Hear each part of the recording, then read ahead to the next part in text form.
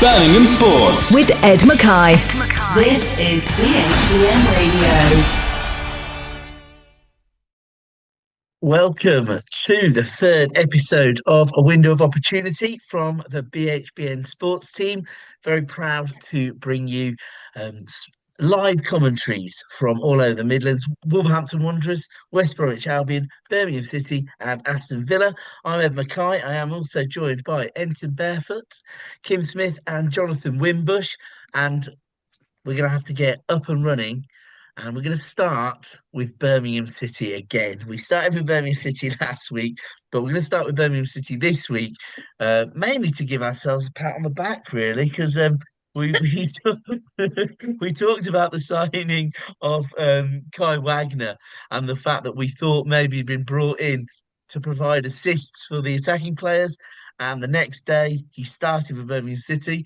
And he did provide the assist for their first goal of the game. So their first goal of 2026, I should say. And also the other reason to start with Birmingham City is that Kim, resident Birmingham City fan, has been boasting about how much studying she's been doing. So we'll go straight to Kim.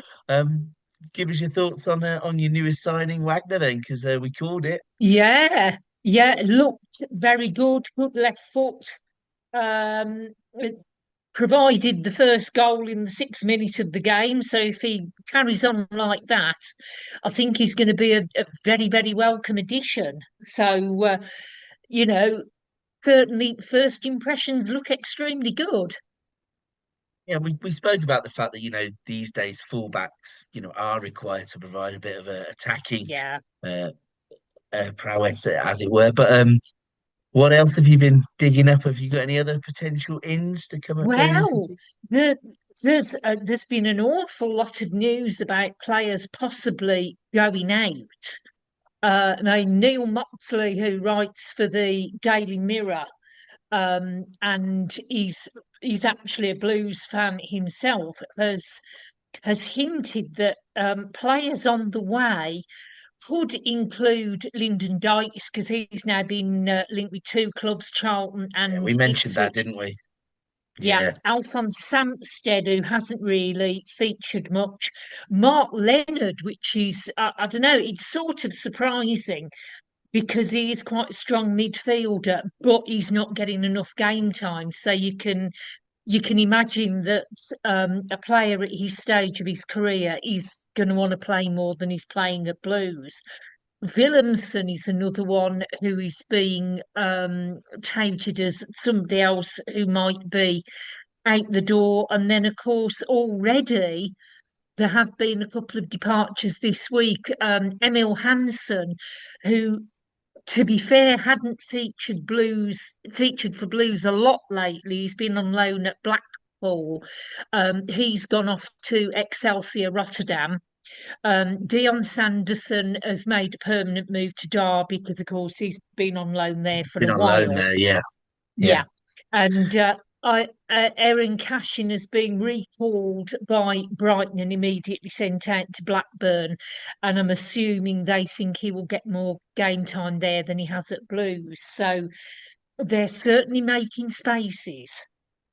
Yeah, absolutely. I mean, I'll come to you then, Enton, because we talked there a little bit about ins and outs and the fact that Birmingham have got off to a quick start.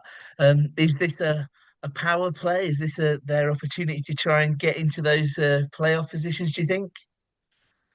I think with most many clubs in the January window, no matter what division you're at, you're always looking to strengthen and then strengthen and add to the squad. And that means some people will go and leave the club. So again, from what Kim is saying and what I understand, you understand as well, Ed, is that players are coming and going, and it's going to be a good thing for Birmingham because it can give the fans something to be, shall we say, upbeat about going into the new year. Some players can come in and start quite quickly. So I'm hoping, from what I'm hearing from you guys, that it'll kickstart something for Birmingham anyway. So. Well, there's certainly being proactive, and if you're going to shuffle the pack, if people aren't getting game time, they're not getting game time for a reason, I presume. So you may as well move them on and try and bring in people who you think will strengthen if not your starting 11, at least your bench, I suppose. So, I mean, Jonathan, how do you see Birmingham's activity so far? I mean, they're certainly the movers and shakers of the ones in the championship, aren't they? Yeah, well, as you already said, one of the signings instantly making a major impact in such a bigger game as the derby between Blues and Coventry. You know, don't forget Coventry are still the league leaders despite that loss. And yeah, a few of the heads were lost from the Coventry perspective with the red card in that Sending game. off. But but you know, it's been really good so far for Blues, and you know, if they can make one or two more signings, they might make a late push for the playoffs. Yeah, I think that seems to be the sort of the level they're looking at, and they tried to sort of, I suppose, manage those expectations when they weren't on such a good run, didn't they? But now that there's the opportunity to make some changes, so Kim, what's your big tip for this week then? Who do you think you're most excited about if you were to have another Oh, signing?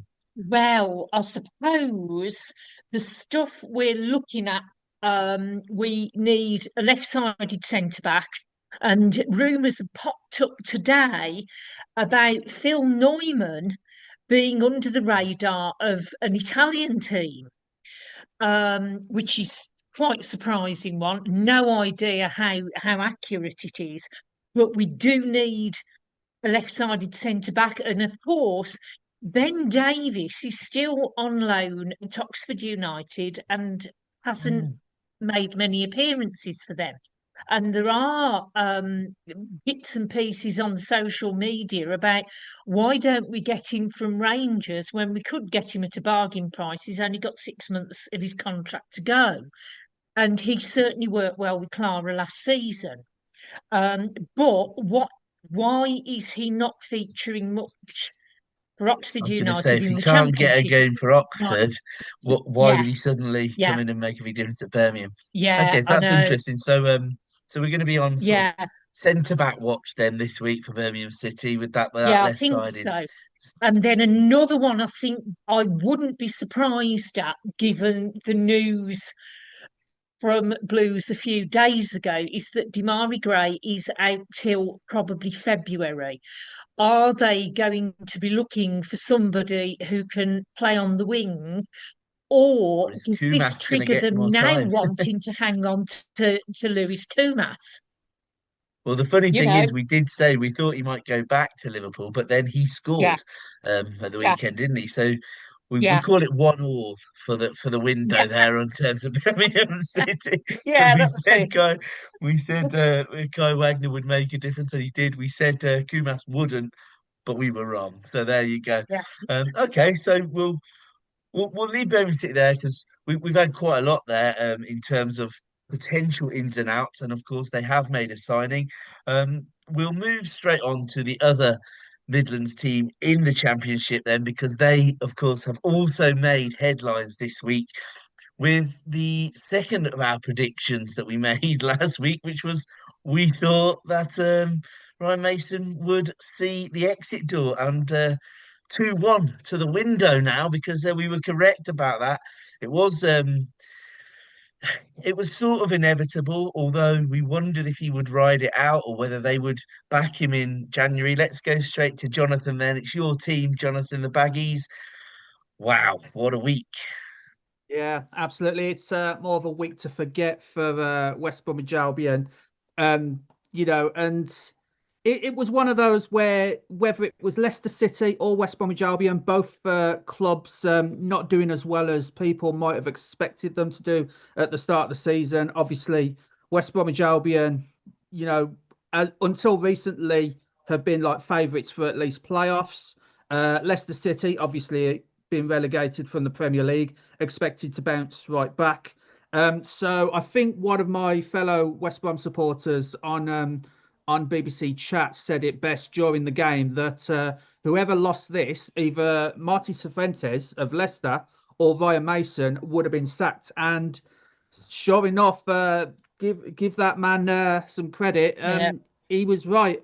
And It's unfortunately a for little West bit Bromwich sour Albion, though, isn't it? It's a little it bit sour was, though, isn't it? yeah, Because Yeah. yeah. your performance was actually very good on the evening, but you couldn't win the Yeah, game. absolutely. It was the cruelest, as I said on the Monday after this week. It was the cruelest of all the away defeats that we've had. We've equalled an unwanted record of 10 away defeats on the bounce, which stretched back 99 years, all the way back to 1927. So quite the record broken there. And it's one of those where our most important transfer of the entire window will be the one for the manager. Yeah. Well, the word on the street, as it were, is that Eric Ramsey is going to come on now. I've spoke to some West Brom fans who are really not happy with the fact that this is the person who's the front rider to get the job, and I can understand why. I mean, I think it's just a like for like, isn't it? It's another young coach who'll be learning on the job.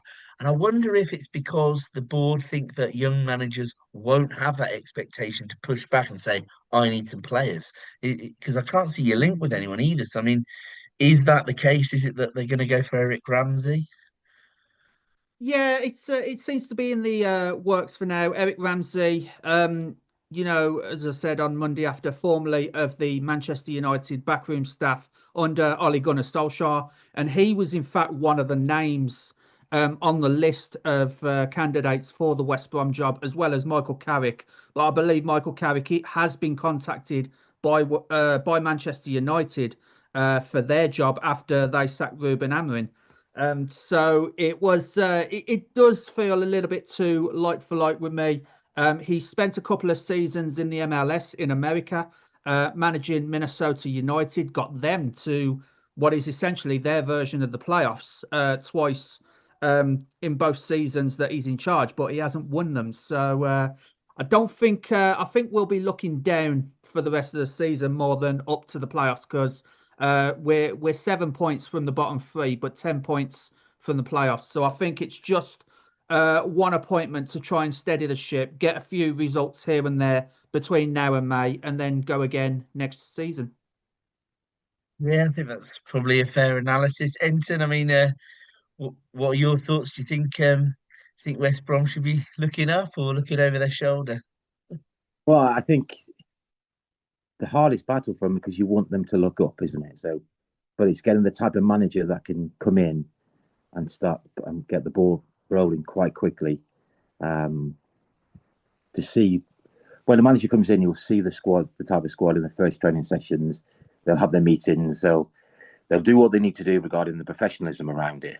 But you want, like Jonathan said, it's as a West Brom fan, you 10 is it did he say 10 places and then 7 places something and just then it's a 10 points from the playoffs, 10 points from the playoffs, so 7 from the bottom three. Yeah. again, so it's that catch 22, isn't it? So a manager comes in, you get the first 2 or 3 games, 2 draws and a loss, or 3 losses, or 2 wins and a draw.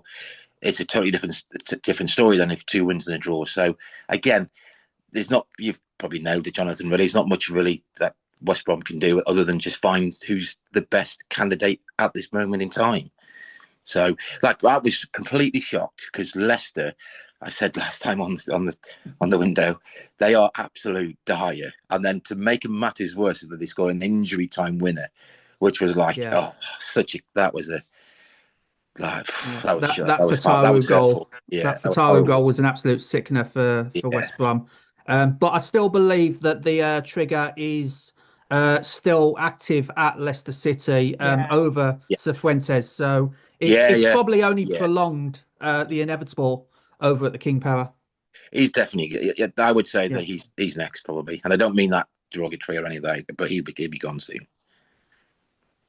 Yeah, well, wow. So it's mostly ins and outs in terms of managers then for some of those teams in the Championship. Although, we can see that the same goes in the Premier League because they're all playing past the parcel with managers as well, aren't they? With Yes, yeah. high-profile teams getting rid of their managers. Okay, well, what we'll do is then we'll go for a quick break there because we'll leave it there. We've sort of covered the Championship, as it were. And when we come back, we will discuss potential ins and outs for our Premier League West Midlands teams. BHBN Radio has been going since 1952. It is run entirely by volunteers 24 hours a day, 365 days a year. Right now, BHBN needs friends like you to ensure it can broadcast to hospitals, care homes and into the community for many more years to come. You can help by donating through our Just GoFundMe account. It's easy. Simply go to our website, bhbn.net, scan our GoFundMe QR code, and in a few clicks, you can help us out. If you're a taxpayer, you can give 25% more through gift aid at no extra cost to you. BHBN Radio. Welcome back to A Window of Opportunity. I'm Ed Mackay, and I am joined by some of the the intellectual capital, shall we say, from BHBN Sports Team. So we've covered off Birmingham because they seem to be making some ambitious moves. We've covered off West Brom because it looks like the main idea for them is to transfer in a new manager. So let's now discuss Wolverhampton Wanderers because they are having the opposite week to West Brom. They're having a week to remember. They've got their first 3 points last week. And then they managed to get a really well fought point against Everton midweek. And to be honest, that got pretty dramatic towards the end because, of course, they were up against 9 men by the end of it, and they looked like they were the far more likely team to get 3 points.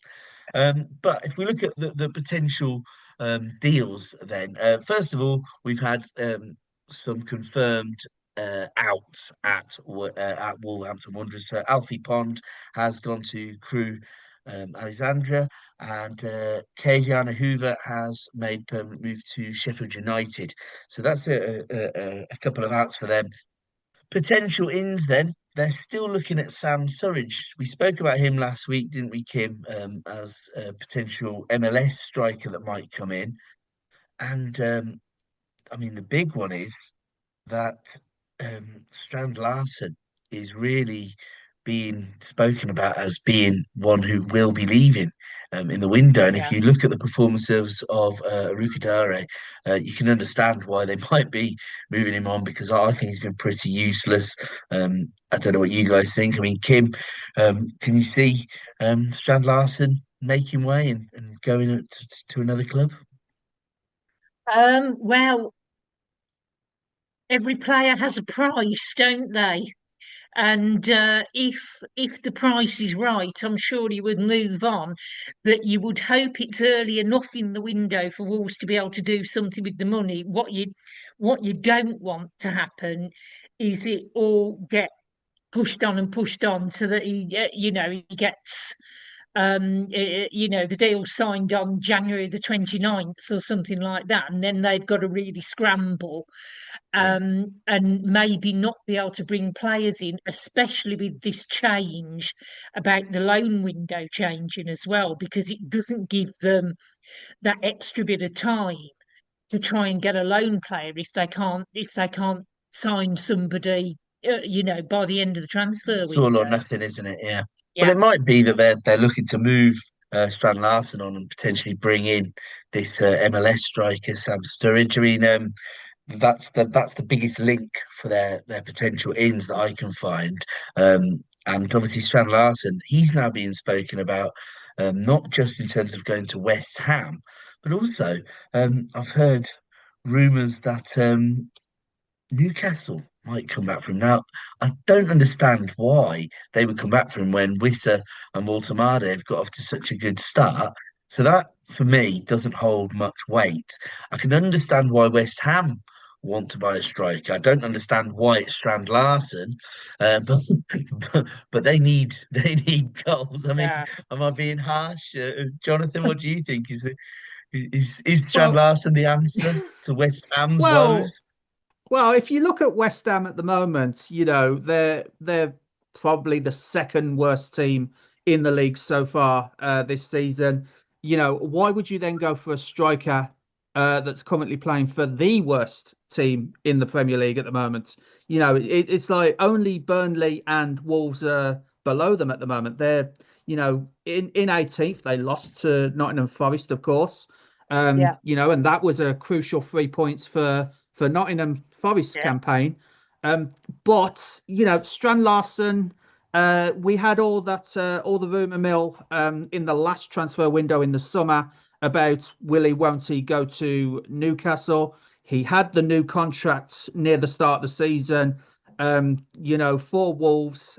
So obviously they went for Walter Marder, did the Magpies. But yeah, it's a bit of a strange one, because I think they actually signed that contract, probably the same with Vita Pereira, to lower the compensation package for when he does go, to try and pay off the rest of his contract. So I think Wolves may have been doing that with Strand Larsen as well as when they did it with Vita Pereira earlier this season.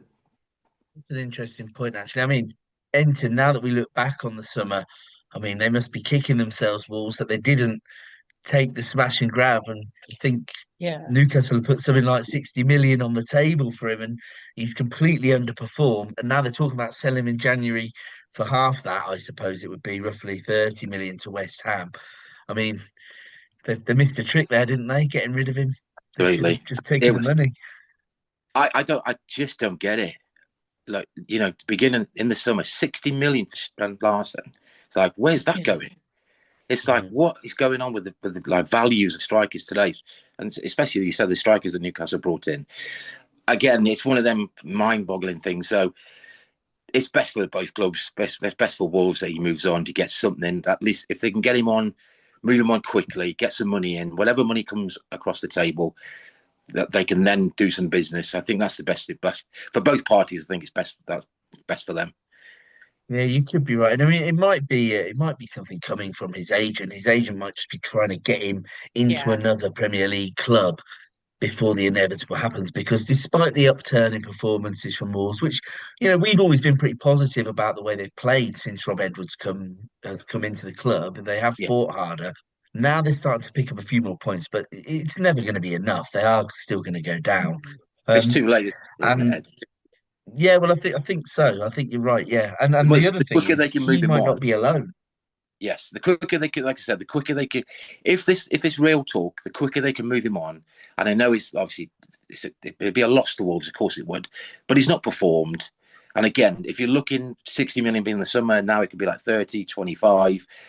It gives Wolves an opportunity to be in the shout for another striker, isn't it? With that bit of money, because they're going down, so it'd be nice then to reinvest it wisely as they play in the Championship next year.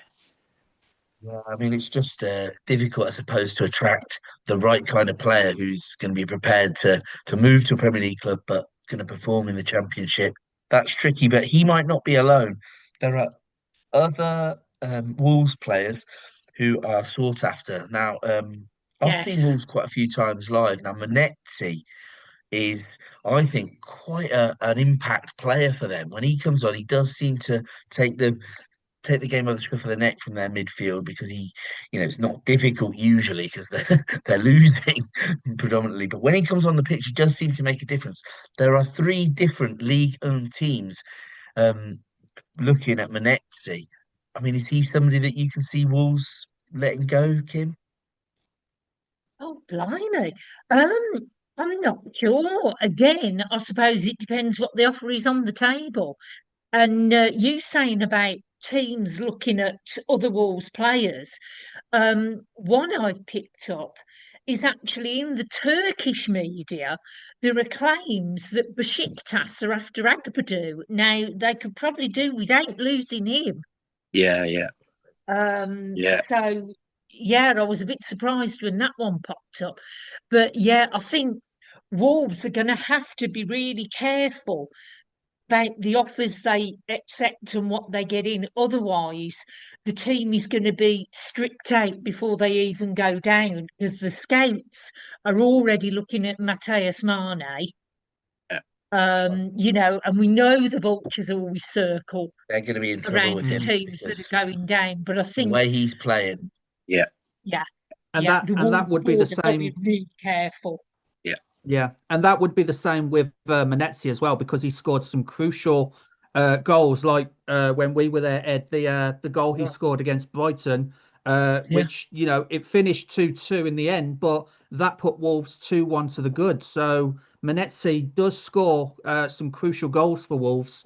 So yeah, Yeah. he'll be a big But loss the to issue them. is, of course, where if they know that they're going to be losing that sort of Premier League status, and they think players are going to be Yeah. off anyway, do they accept the offers now when they're larger? Because obviously, if Mm. that many League One clubs are in for him, that Mm. suggests to me that maybe his agents put something out to the French to the French Yeah. clubs that he'd quite fancy a move across the channel.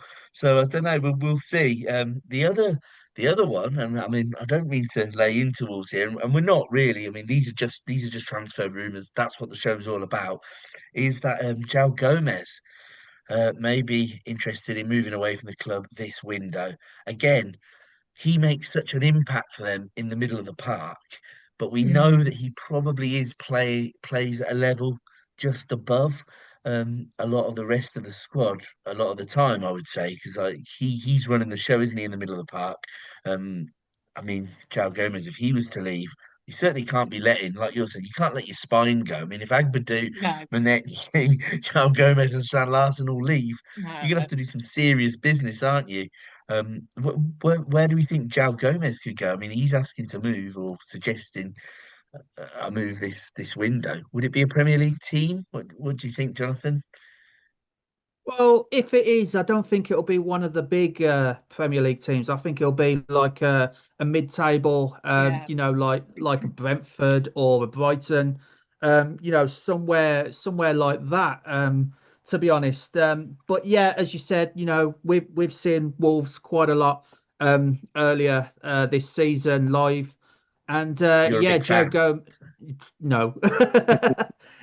Joe Gomez, he's been one of the most influential players, even though they haven't been getting the results. He's been the one that's worked hard to try and get the ball back in possession for Wolves to Yeah. try and run down the pitch and score goals. But yeah, as you said, it's like literally all four players you mentioned are like in the centre of the park. So it'll Mm. literally be Yeah. a Wolverhampton Wanderers squad split down the middle. Yeah. Yeah, well, I hadn't heard that one that Kim just mentioned about Agbadu. I mean, he is their sort of centre back enforcer, isn't he? I mean, what Yeah. they'll be completely Yeah. lost without him. Well, we'll have to see what happens then with Wolves. They are in a tricky situation really because they know they're going down, but they've just started to to sort of make a comeback. And I mean, last week they were jubilant to say the least. They were singing the fight back is on. I don't believe even the most deluded Wolves fan thinks they're going to actually stay up, but it will be interesting to see because obviously if people are trying to jump ship, do you really want them in your dressing room? Because the thing is, it's all well and good the way Rob Edwards has come in. It's almost like the inevitable. He knows he's taking them down, but can he get a tune out of them? That's fine. But if you lose half your team in January and then you go out with a whimper, it will then be difficult to Yeah. galvanise that dressing room once you get into the championship, won't it? Because you're starting again essentially, and you're starting from a place of negativity. Don't you agree, Enton? Yeah, well, spot on. Absolutely. It just reminds me on some level of the when Leicester had Drinkwaters, Yamares, those players in Kante in the middle of the field when they won the Premier League, and then they went, and then that spine had gone. So Yeah, then they've struggled since then, haven't they? So again, I think Wolves have got to be really tactile and work out what they want. If it's money to replace them, the potential outgoings, then they've got to be really savvy. What they yeah. have to understand I is, think you're right. I think that the thing is as well is they're going down, and I don't want to be repetitive. They're rebuilding for the championship to come back up in two seasons, so they have to be really tactile in what. Like if you use a centre half who's been a rock for in that league, who can play Premier League, Mm. that's going to be heartbreaking for the fans. But they have to realise that what's best for the club coming, because next year is a different challenge. It's the year after. It's not next year. It's 2 years time. because that's when you expect them. They'll expect to come back up. But if they lose their players, their top players, that's an even more of an uphill target. Yeah, I think that's true. Well, a lot to watch over the coming week then for Wolves, just to see whether the vultures are circling. I mean, certainly he Matis Mane won't leave this window. There's no question of that.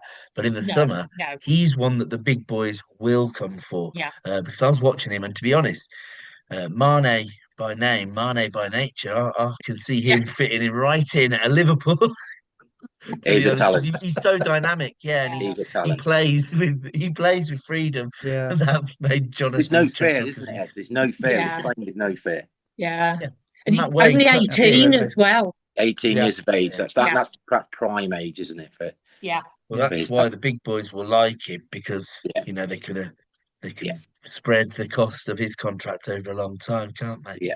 Okay, well, we'll leave it there for Wolves. We're going to go to a quick break. When we come back, we are going to tackle the mighty Villa, and as we all know, it's theirs to lose. BHBN Radio has been going since 1952. It is run entirely by volunteers 24 hours a day, 365 days a year. Right now, BHBN needs friends like you to ensure it can broadcast to hospitals, care homes, and into the community for many more years to come. You can help by donating through our Just GoFundMe account. It's easy. Simply go to our website, bhbn.net, scan our GoFundMe QR code, and in a few clicks, you can help us out. If you're a taxpayer, you can give 25% more through gift aid at no extra cost to you. BHBN Radio. Welcome back to A Window of Opportunity. This is the final section of the show, and we've kind of worked backwards really because now we're looking at I would say the team that have the most to gain by making signings in this window. Aston Villa are firmly in third place in the Premier League. They're 8 points ahead of Liverpool in fourth. They're doing well in the Europa League, and we all suspect that Unai Emery will turn his attention to that competition to try and put a trophy in the cabinet. Now, the only thing I will say is that I personally don't think that they can overtake Man City and Arsenal. I just think that they're too strong, not just in terms of their squad depth, but also in terms of their know-how. And I think that they will be first and second. But there is nothing wrong with Villa having a good go at it, that's for sure. This time last year, they went all out in the loan market. Now they made some pretty shrewd signings. They got in Rashford and Asensio, and they made a massive difference to their attacking prowess, didn't they? Now, I've noticed that they seem to be going down a different route now, and this is something that Rob did talk about on the last show, saying that now that they're more being more strategic in signing young players who they can develop. And then even if they don't quite make it in Villa, they at least can sell them and make a profit. Now, they had this young 19-year-old winger from Brazil come in. That's Allison. That's a confirmed signing now for Villa. And there's even talk that he might get a debut in their FA Cup game at the weekend. So we might get to see what all the hype's about. I'm just referring to my notes here because I see they're also now targeting a 16-year-old striker, yeah. Brian Maggio. From Met. Now, is this more of this strategy then, Kim, of getting them in young and developing them? Looks like it. I know Fabrizio Romano has been tweeting about this one, and according to him, Villa are on the brink of signing him for something like 12 million euros. What's that, about 10 million 10 million quid and a quid, yeah. bit? Yeah.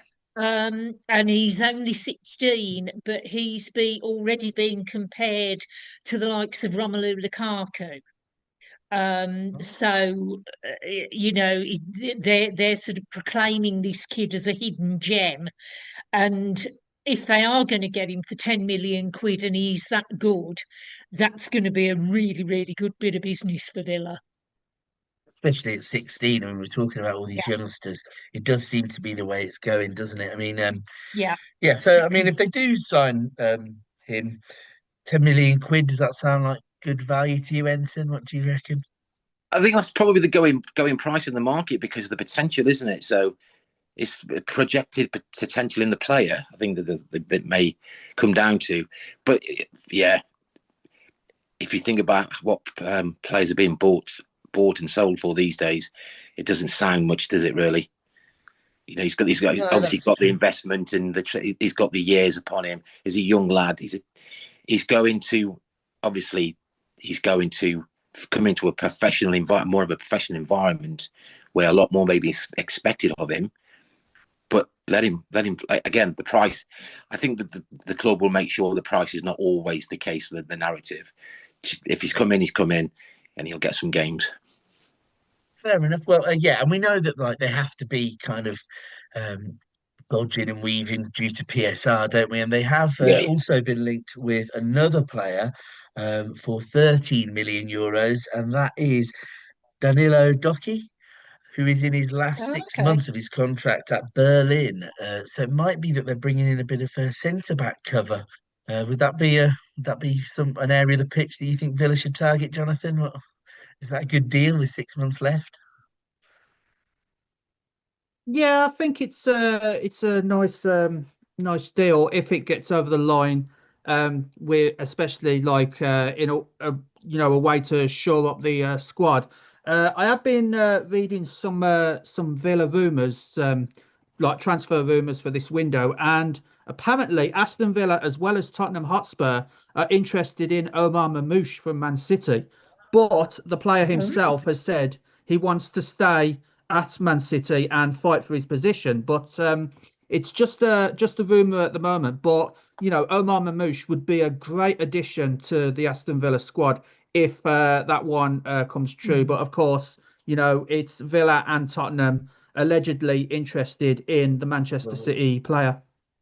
well, interestingly, I did hear earlier in the window that the reason Liverpool didn't go in heavy for Semenyo is that they think that in the summer they can get Mamouche Mm, off Man City because Semenyo will come in and he won't get minutes. And of course, yeah, we were the ones who sort of identified Mamouche in the first place, and then City got him. So it might be that he does move somewhere. So the fact that these are, big names in the Premier League that yeah, are after him, and he is a good player. It's just that they're a bit top heavy in that position, aren't they, Man City?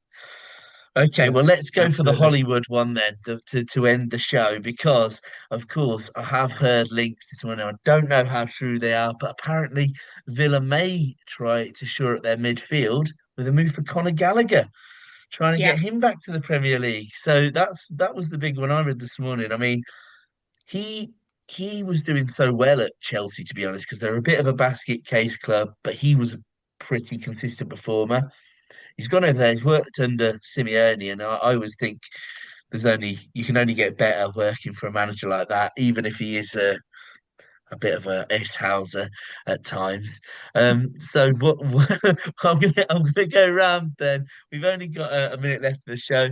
Yay or a nay? Conor Gallagher to Villa. Jonathan, Well, I know him from being on loan from Chelsea at West Bromwich Albion, of course. So I say yay.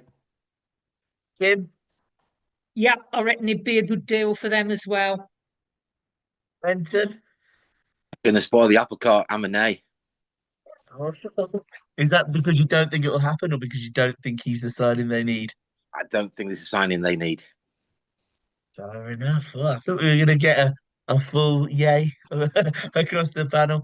I'm going to say yay only because I do think, even though they've got a little bit of everything in their midfield, Conor Gallagher is he's a little bit of a makeup of all of those things because he likes to win the ball back, but he can progress play as well.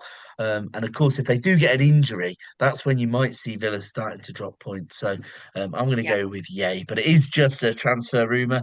And a lot of the stuff we discuss on this show is just rumors, but we'll be back next week with more, hopefully more cemented signings that we can celebrate, even though the transfer chat is what I think gets the view. So if you're enjoying the show, don't forget to like and subscribe. I've been Ed Mackay, joined by Enton Barefoot, Kim Smith, and Jonathan Wimbush. Thank you very much and good night. Birmingham Sports with Ed Mackay. This is BHBN Radio.